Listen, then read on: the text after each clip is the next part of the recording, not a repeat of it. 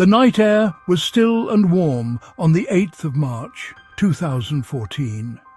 At Kuala Lumpur International Airport, the rhythms of travel unfolded as they always did, a familiar and comforting dance of passengers and machines. Malaysia Airlines Flight 370, a state-of-the-art Boeing 777-200ER, sat gleaming under the terminal lights, prepared for its journey north. Its destination was Beijing, a city sleeping thousands of miles away, awaiting the arrival of loved ones, colleagues and friends. The aircraft was a vessel of stories, carrying 227 passengers from across the globe, each with a purpose and a destination. 12 crew members, professionals trained for the sky, were on board to guide them safely through the darkness. In total, 239 souls were entrusted to the powerful machine. As the final passengers boarded and stowed their luggage, the mundane details of a long-haul flight commenced. The cabin doors were sealed, the safety briefing was delivered, and the ground crew made their final checks before pushing the aircraft back from the gate. The pilots, Captain Zahari Ahmad Shah and First Officer Fariq Abdul Hamid, completed their pre-flight procedures, their voices calm and steady over the cockpit communication systems. At 41 minutes past midnight, local time, the powerful Rolls-Royce engines spooled to life, their low hum building into a confident roar. Flight 370 taxied to the runway, a silver bird poised for flight, its path across the night sky seemingly preordained and routine. The takeoff was smooth, a graceful ascent into the dark canvas above Malaysia. The lights of Kuala Lumpur dwindled below, becoming a constellation of electric stars on the ground as the Boeing 777 climbed to its cruising altitude. For the first hour, everything about the flight was entirely normal. The plane followed its planned route, communicating with air traffic control as expected, a single point of light moving predictably across their screens. Inside the cabin, passengers settled in for the 6-hour journey. Some read books, others watched movies, and many closed their eyes to sleep, lulled by the gentle vibration of the engines, secure in the knowledge that they were in safe hands. At 1:19, as the aircraft prepared to cross from Malaysian airspace into Vietnamese control, a final, routine transmission came from the cockpit. The voice was calm, unremarkable, delivering a standard sign-off that would soon become one of the most haunting phrases in aviation history. "Good night, Malaysian 370. These were the last words heard from the flight, a simple farewell that marked the end of normalcy. In that moment, the plane was still just a flight, a number, a routine passage through the night. But those 5 words hung in the air, unknowingly closing the door on everything that was certain, and opening a new chapter of profound and terrifying mystery. Just moments after that final, placid goodnight, something went profoundly wrong. As Flight 370 flew over the Gulf of Thailand, it reached the edge of Malaysian air traffic control's jurisdiction. The controller in Kuala Lumpur handed the flight off to their counterparts in Ho Chi Minh City, Vietnam. But the aircraft never checked in. On the radar screens in both control centers, the icon representing MH370 had been moving steadily northeastward. Then it simply blinked out of existence. Its secondary surveillance radar transponder had stopped transmitting. Identity, altitude, speed. The plane had become electronically invisible to the civilian world. In the quiet, focused environment of the air traffic control rooms, Confusion slowly began to curdle into concern. Controllers in Vietnam repeatedly tried to contact the flight, their calls echoing into an unresponsive void. They queried their Malaysian colleagues. Malaysian controllers also tried to hail the aircraft, their screens showing only the last known position of the plane before it disappeared. The absence of a signal was deeply unsettling. Modern airliners do not just vanish. They are built with redundant systems and are tracked meticulously. For a plane like the Boeing 777 to simply cease all communication without a distress call was almost unheard of, a scenario that defied all established protocols and expectations. The silence grew heavier with each passing minute. The digital ghost on the screen was gone, leaving a blank space where a plane full of 239 people should have been. The air traffic controllers, trained to manage the orderly flow of air traffic, were now faced with a complete and inexplicable breakdown of that order. They had no mayday call, no report of bad weather, no indication of any technical failure before the signal was lost. There was only the sudden, stark absence of a plane that had seconds before been flying perfectly. The world was still asleep, unaware that a massive passenger jet had just slipped off the grid, leaving behind nothing but a profound and disturbing quiet. The initial response was one of disbelief, followed by a frantic but controlled effort to re-establish contact. Other aircraft in the vicinity were asked to try and reach MH370 on their radios, but their calls also went unanswered. While civilian radar screens went blank, another set of eyes was watching the sky. Military radar systems, bouncing radio waves off objects, do not rely on a plane's transponder. A painstaking review of military radar data revealed a shocking and pivotal discovery. Shortly after its transponder signal was lost, MH370 did not continue on its path or fall from the sky. Instead, it made a sharp, deliberate turn to the west, deviating completely from its scheduled flight path to Beijing. The intended flight to Beijing and the sharp westward turn over the Malay Peninsula. This was not the action of a plane in distress or one that had suffered a catastrophic failure. The aircraft flew back across the Malay Peninsula, a ghost on the radar, now heading in the opposite direction of its intended destination. The flight path was not random or erratic. It appeared to be carefully navigated. The plane seemed to follow established aviation waypoints, flying along the border between Malaysia and Thailand. A corridor of sparse radar coverage where it might avoid being definitively identified by air defense systems.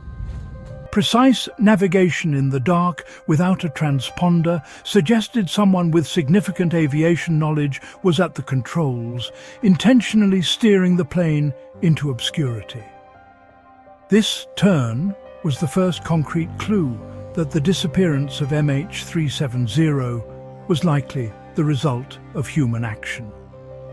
The theories of a sudden explosion or a technical malfunction became less probable. An aircraft that had supposedly fallen from the sky was, in fact, still flying, its movements controlled and purposeful. The revelation transformed the nature of the investigation. The search area in the South China Sea, where authorities initially believed the plane had crashed, was now the wrong place. The mystery deepened. Who was flying the plane? Why were they taking it on this clandestine journey into the night? After crossing back over Malaysia, the military radar tracked the plane as it flew out over the Strait of Malacca and headed northwest toward the Andaman Sea. Just when it seemed all traces of Flight 370 had been lost for good, a British satellite telecommunications company named Inmarsat uncovered a series of faint electronic whispers. The Boeing 777 was equipped with a satellite data unit designed to transmit information, such as engine health reports, back to the airline. Although the data transmission function on MH370 had been turned off, the unit itself remained powered on. As a result, it automatically responded to routine status checks or pings from an Inmarsat satellite positioned in a geostationary orbit high above the Indian Ocean. These pings were simple electronic handshakes confirming the unit was still active, but they contained no data about the plane's location, speed, or altitude. Inmarsat engineers, however, realized that these pings held a hidden clue. They meticulously analyzed the time it took for the signals to travel between the satellite and the aircraft, a measurement known as the burst timing offset. This allowed them to calculate the distance between the satellite and the plane at the moment of each ping. The data revealed a series of concentric circles on a map, representing the possible locations of the aircraft at hourly intervals. The plane had not crashed after leaving military radar range. It had continued to fly for nearly 6 more hours. The final ping was received at 8:19 in the morning Malaysian time, more than 7.5 hours after the flight took off. Further analysis of the pings yielded an even more crucial piece of information. By measuring the slight frequency shift in the signals caused by the plane's movement relative to the satellite, an effect known as the Doppler shift, investigators could determine whether the aircraft was flying north or south. The calculations pointed overwhelmingly toward a southern route. This meant that after disappearing from military radar over the Andaman Sea, MH370 had likely made another turn, this time heading deep into the vast, desolate expanse of the southern Indian Ocean. This remote stretch of water is one of the least trafficked and deepest parts of the world's oceans. The Inmarsat data fundamentally redirected the search, moving the focus from the waters near Southeast Asia to a massive arc in the southern Indian Ocean, west of Australia. This new search area was immense, a daunting and formidable challenge for even the most advanced search and rescue operations. The satellite pings were the ghost of a ghost, a faint electronic trail that confirmed the plane had flown for hours after it vanished from sight. They provided a direction and a time frame, suggesting the flight ended only when it ran out of fuel. The plane was not hidden on land. It was lying somewhere at the bottom of a deep, cold, and unforgiving ocean. With evidence pointing toward a deliberate act of diversion, investigators began to look closely at the individuals in the cockpit. The captain, 53-year-old Zahari Ahmad Shah, became a central figure in the inquiry. He was a highly respected senior pilot with over 18,000 hours of flight experience, known among his colleagues as a passionate aviator and a dedicated instructor. His life outside the cockpit, however, came under intense scrutiny. Friends and family described him as a kind and gentle man, but the investigation sought any sign of distress, any motive that could explain such an extreme action. No definitive evidence of personal turmoil or ideological extremism was ever officially confirmed. A significant and troubling piece of information emerged from the captain's home. Zahari was an avid aviation enthusiast who had built an elaborate and sophisticated flight simulator. When Malaysian authorities seized the hard drives from this simulator, they asked the FBI to help recover deleted data. The analysis revealed that just weeks before the flight, someone had plotted a flight path on the simulator that was eerily similar to the one MH370 is believed to have taken. The simulated route started in Kuala Lumpur. It headed northwest over the Strait of Malacca. It then ended with a long journey south over the Indian Ocean. That route culminated in fuel exhaustion over a remote stretch of sea. This discovery fueled the most prominent and disturbing theory, that the disappearance was a meticulously planned murder-suicide orchestrated by the pilot. In this scenario, the captain could have locked the first officer out of the cockpit. He could have depressurized the plane to incapacitate everyone on board, then flown the aircraft on its final, lonely journey until it ran out of fuel and crashed. This theory accounts for the deliberate disabling of communications. It accounts for the precise navigational turns, and it accounts for the long, silent flight into oblivion. It provides a chillingly plausible explanation for an otherwise inexplicable series of events, painting a portrait of a trusted professional turned mass murderer. Despite its explanatory power, the pilot suicide theory remains unproven. The flight simulator data is circumstantial. Pilots often practice unusual routes. The existence of the file does not constitute a confession or a definitive plan. No note was left behind, and no clear motive has ever been established that would compel a man like Zahari to commit such a horrific act. Without the cockpit voice recorder and the flight data recorder, the so-called black boxes, it is impossible to know what happened inside the cockpit during those final hours. The theory hangs over the captain's legacy, a dark and heavy suspicion that, without conclusive proof, can be neither confirmed nor dismissed. While the pilot suicide theory points to a sinister and deliberate act, another prominent hypothesis offers a different, though equally tragic, explanation. This is the ghost plane or hypoxia theory. It posits that the crew and passengers lost consciousness due to a lack of oxygen, leaving the aircraft to fly on autopilot until it exhausted its fuel supply. This scenario could have been triggered by a sudden event, such as an onboard fire or a slow, undetected decompression of the cabin.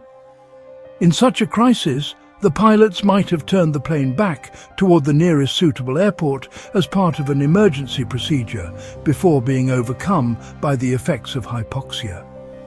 In a rapid decompression, the time of useful consciousness at high altitude can be less than a minute. If the pilots were unable to don their oxygen masks in time, they would have become incapacitated, along with everyone else on board. The Boeing 777, a highly automated aircraft, could have then continued to fly on its pre-programmed or last-entered autopilot settings. This would explain the long, silent flight path into the southern Indian Ocean. The plane would have flown on a steady course, a ghost ship sailing through the stratosphere, its human occupants unaware of their final journey as it soared toward its inevitable end in the sea. This theory elegantly accounts for the lack of communication after the initial turn and the long, straight flight path inferred from the Inmarsat pings. It suggests a catastrophic accident rather than a malicious act. However, the ghost plane theory has significant weaknesses. It does not easily explain why the transponder and other communication systems were manually switched off.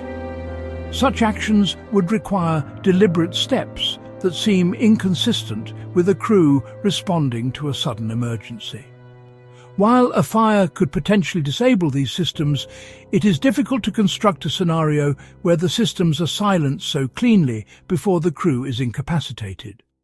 Furthermore, the initial sharp turn west, which appeared to be so precise and navigated along waypoints, challenges the idea of a chaotic emergency. It seems too controlled, too deliberate.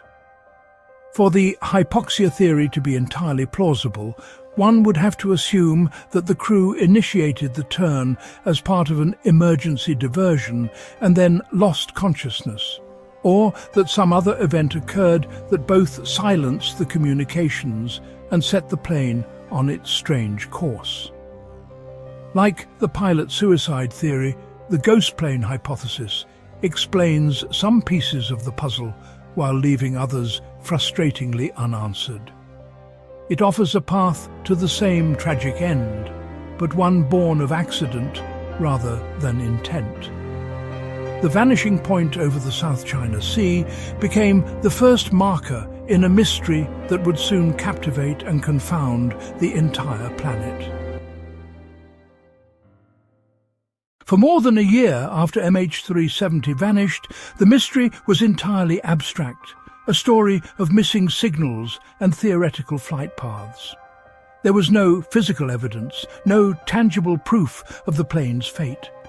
Then, in July 2015, the ocean finally offered a clue. On the shores of Réunion, a French island in the Western Indian Ocean, thousands of miles from the search area, a man discovered a 2-meter-long piece of aircraft wreckage.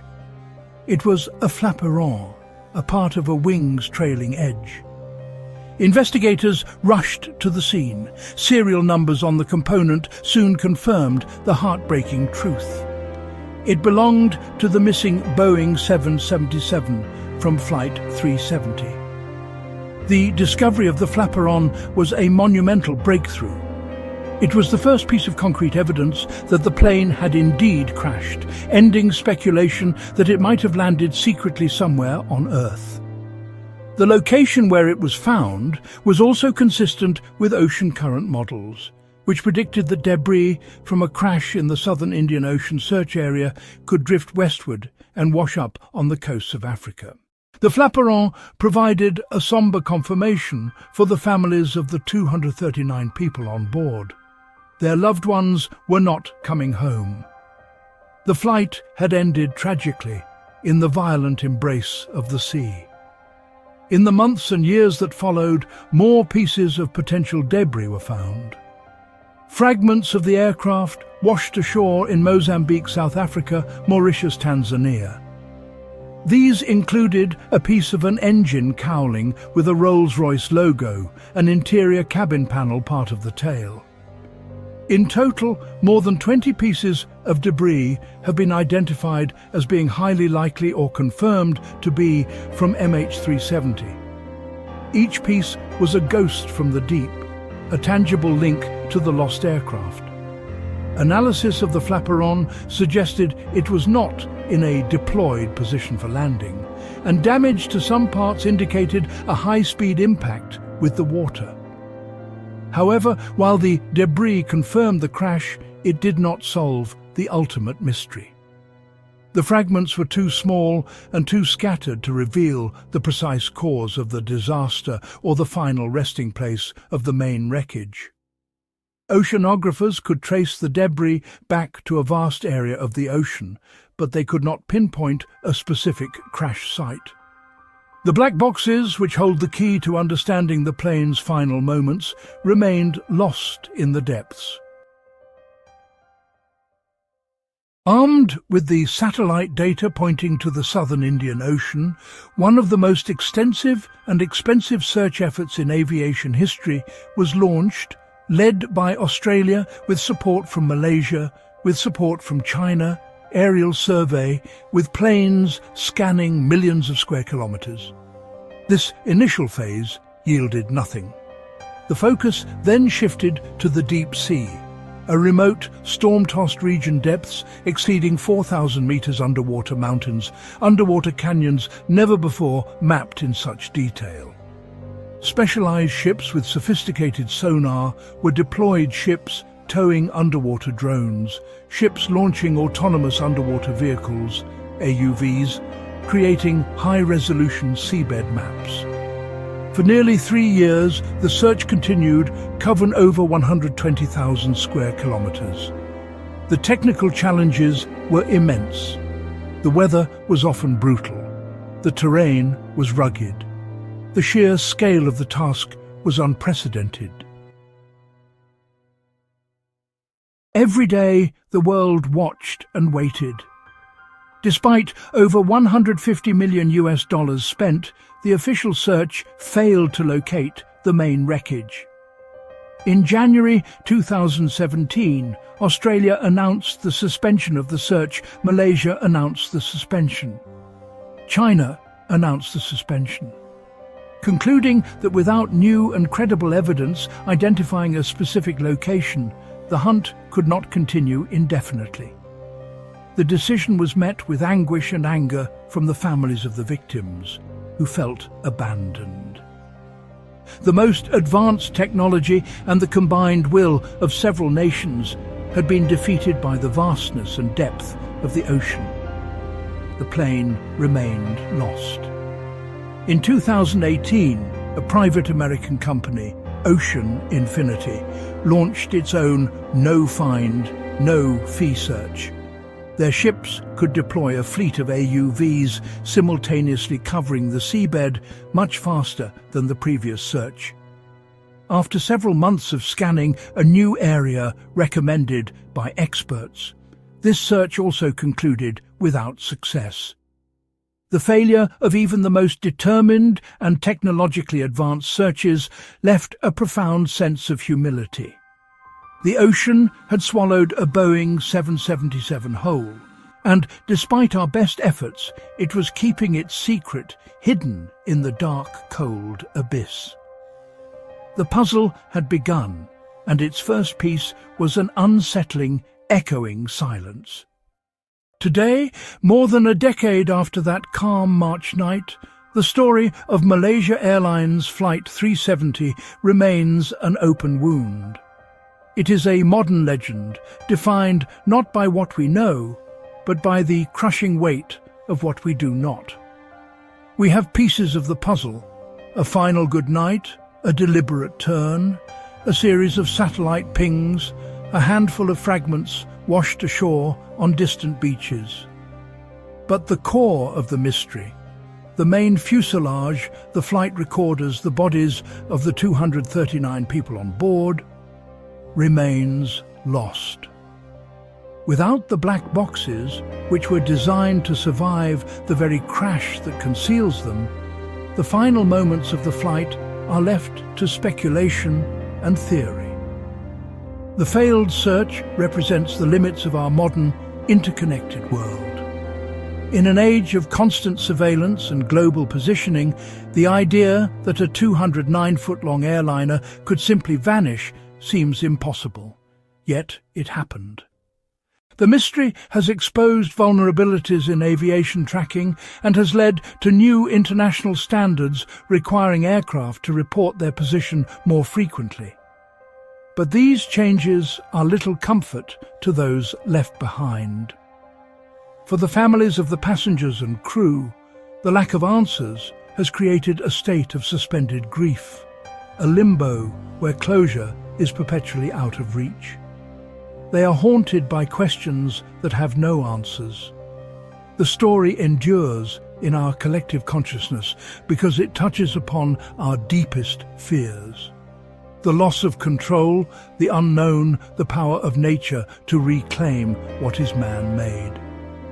Was it the act of a rogue pilot, a catastrophic accident that silenced its crew, or something else entirely that we have not yet conceived? Each theory carries its own dark implications, but none can be proven. The narrative is a void, and into that void we project our anxieties and our need for resolution. The silence from Flight 370 is not empty. It is filled with the echoes of 239 lost lives and the unending sorrow of their families.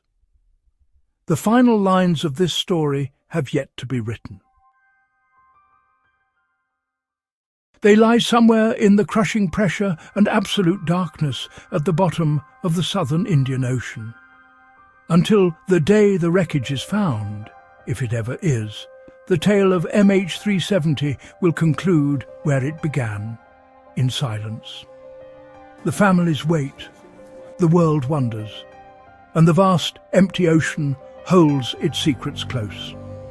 The last words spoken, "Good night, Malaysian 370", were a routine farewell that became a permanent goodbye, a final heavy punctuation mark on a story that has no end. The silence that followed remains,